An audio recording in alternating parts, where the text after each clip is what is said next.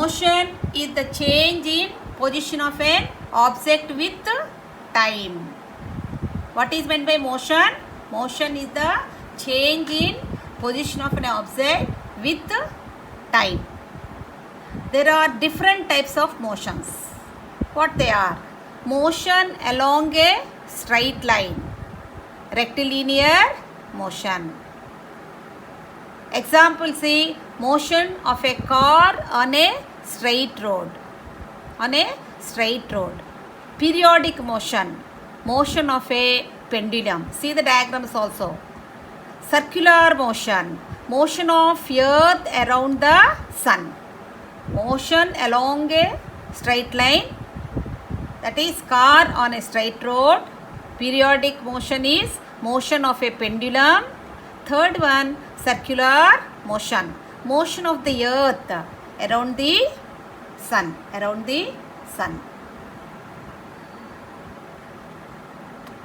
Now see the second slide. Already I explained you this one. Again I am explaining. See, speed. What is meant by speed? The distance covered by an object in a unit time is called the speed of the object. Take one example.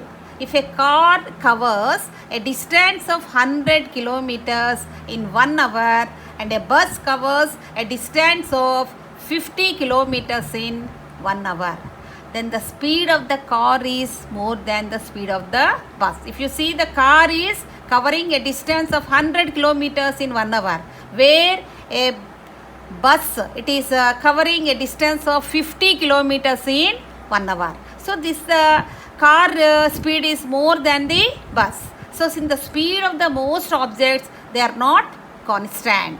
So the speed is the average speed. And how will you calculate? Speed is, what is the formula? Speed is equal total distance covered by total time taken. Now here there are two types of motions are there. Please mute their phones and all of you, otherwise you are not able to hear, children. Now, uniform motion. If the speed of an object is constant, it is in uniform motion. Non-uniform motion. If the speed of an object keeps changing, it is non-uniform motion. It is non-uniform motion.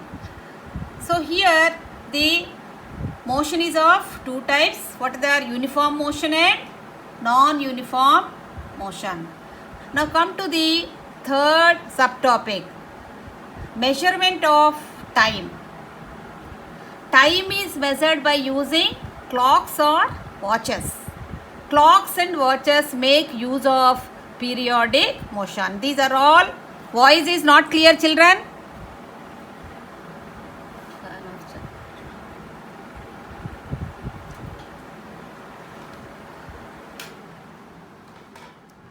Is it clear now, children? Is it clear now? Measurement of time. Time is measured by using clocks or watches. Clocks and watches make use of periodic motion. Now see here example. Now see the clocks, they come under periodic motion. Now simple pendulum. See here. A simple pendulum has a small metallic bob suspended from a stand by a thread. See the diagram here. See the diagram here, children. See a simple pendulum here. A thread is there, bob is there. And if you see these clocks also, you can see a bob will be there in the pendulum, like that is called pendulum. So a simple pendulum has a small metallic bob suspended from a stand by a thread. If the bob is taken to one side, see here, if you take it to one side and release it, it moves to and fro. So the to and fro motion of the simple pendulum is called periodic motion or oscillatory motion.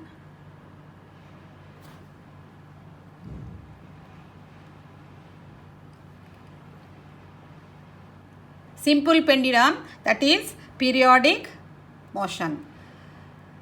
Now see What is meant by oscillation? What is meant by oscillation? When a bob moves from the mean position, see this is O is mean position, A is extreme position, another again 1 and B is extreme position.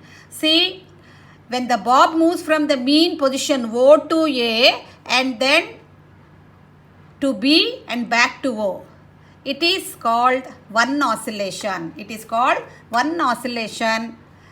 And what is the time period? See, the time taken by pendulum to complete one oscillation is called the time period. One oscillation is called time period. It's called time period.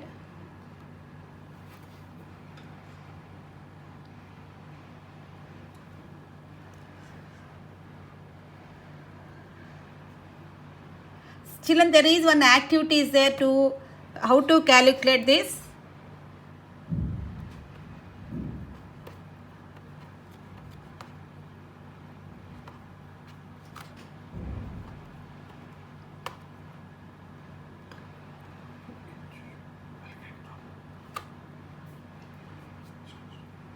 See here, activity is there, children. See this activity to measure the time period of a simple pendulum. You have to set up a simple pendulum with a thread of length about 1 meter and move the bob to one side and release the bob.